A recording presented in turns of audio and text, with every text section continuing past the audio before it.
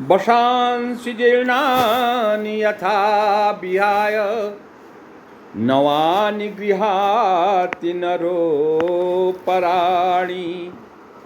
तथा शरीराणि विहाय जीर्णा नयनानि संयाति नवानि देहि। भगवान कृष्ण गीता में कहते हैं कि देखो, इस जीवन के प्रति इतना भी मोह उचित नहीं है। सोनमोहन जिस टीका तरह से लगा दे वस्त्रों बेटी। का तुम त्याग करते हो क्योंकि वो जीर्ण हो गए,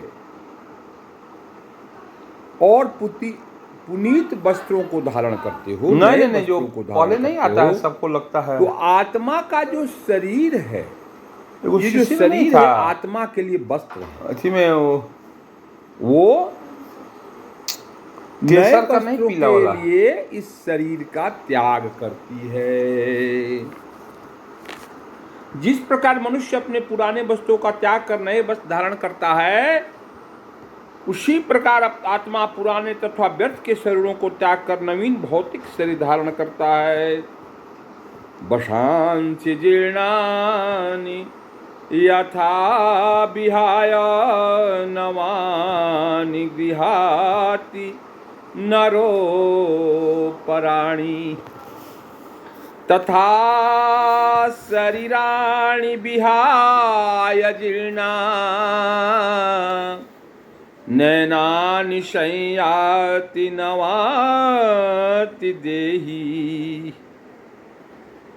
ये देही देहधारी आत्मा नवानि माने नए वस्त्रों का चयन करती है, और जब नए वस्त्र पहनने हैं तो पुराने वस्त्रों का त्याग करना ही पड़ेगा। एक बार जीवन के प्रति इतना मोह उचित नहीं है। जन्म लिए, बाल्यावस्था में खेले, जुआवस्था में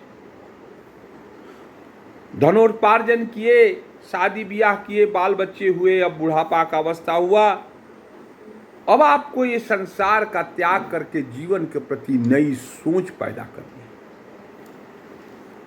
शमानि वृक्षे पुरुषो निमग्नो अनिश्याशोचति मुह्यमानः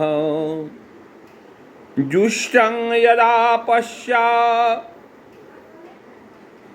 तनयसीमास्य महिमामानमिते बीतिलोकः। यद्यपि दोनों पक्षी एक ही वृक्ष पर बैठे हैं, किंतु फल खाने वाला पक्षी वृक्ष के फल के समान का भोक्ता चिंता विषाद में निमग्न है। यदि किसी तरह वह अपने मित्र भगवान की ओर उन्मुख होता है, कि उनकी महिमा को जान लेता है, तो वह कष्ट भोगने वाला पक्षी तुरंत समस्त चिंताओं से मुक्त हो जाता है। इसलिए तुम इस जीवन का जो उद्देश्य है, वह उद्देश्य है भगवत प्राप्ति।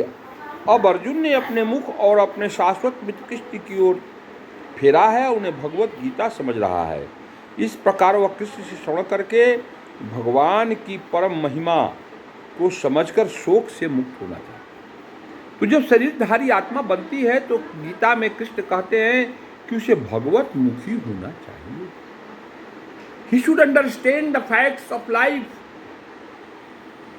and he should be devotee.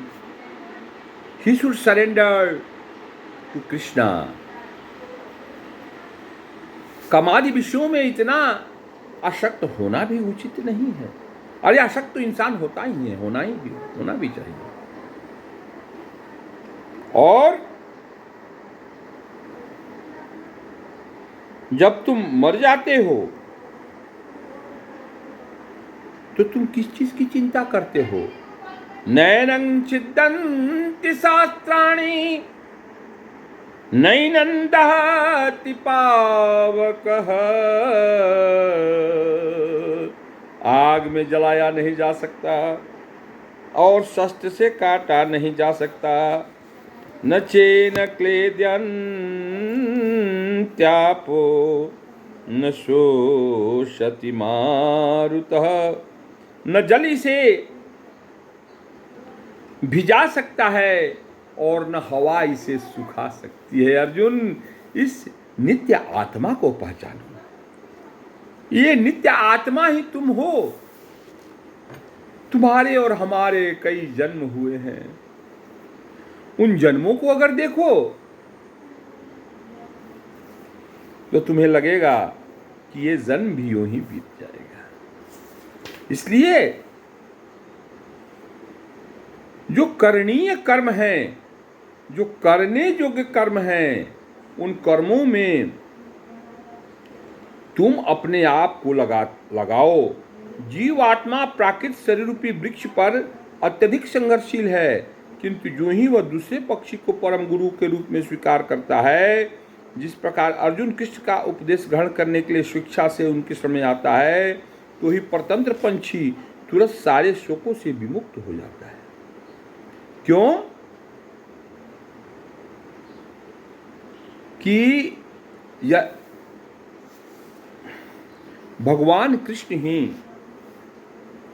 Mundaka और श्वेताक्षर उपनिषद में लिखा गया है, आत्मा तथा परमात्मा उपमा दो मित्र पंक्षियों से दी गई है, जो एक ही वृक्ष पर बैठे हैं। उनमें से एक पक्षी अणु आत्मा है जो वृक्ष के फल को खा रहा है, और दूसरा पक्षी कृष्ण है, वो अपने मित्र को देखता है। Two birds at a tree, one tree is atma, one bird is atma and second bird is Lord Krishna. तो ये जो जीवात्मा है अपने फलों को खाती है। आत्मा अपराध वृक्षाणाम फलानि तानि देहिना। आत्मा के जो किए अपराध है उसी स्वरूप उसको स्वर्ग फल प्राप्त होगा। यद्यपि दोनों पक्षी समान गुण वाले हैं, किंतु इनमें से एक भौतिक वृक्ष के फलों पर मोहित है, किंतु दूसरा अपने मित्र के कार्याकलापों का साक्षी मात्र है। कृष्ण साक्षी पंछी हैं और अर्जुन फल भोक्ता पंछी है। यद्यपि दोनों में तो सखा है, फिर भी एक स्वामी है और दूसरा सेवक है। तो हमें यह सोचना चाहिए कि ये आत्मा तो हमारी है, लेकिन ये आत्मा के साथ साथ परमात्मा भी है, वो है लॉर्ड कृष्ण। और उस कृष्ण, वो कृष्ण हमारी आत्मा के साथ साथ चलते हैं, वो साक्षी हैं। इस पेड़ के, इस शरीर के बंधनों से वो मुक्त है। आत्मा मुक्त नहीं है।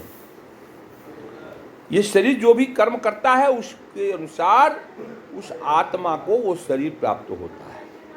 कोई राजा का शरीर, कोई कुत्ता का शरीर, कोई बाघ का शरीर प्राप्त करता है कर्मों से, लेकिन सब जगह वो परम पिता परमेश्वर चेतन रूप में मौजूद रहता है। इसलिए हमें उस चेतनता का आभास करना है। उस चैतन्य रूप भगवान कृष्ण को याद करता है, जिसने कि हम कृष्णमय हो सके, कृष्ण का साक्षात्कार कर सके। ओम कृष्णाय नमः।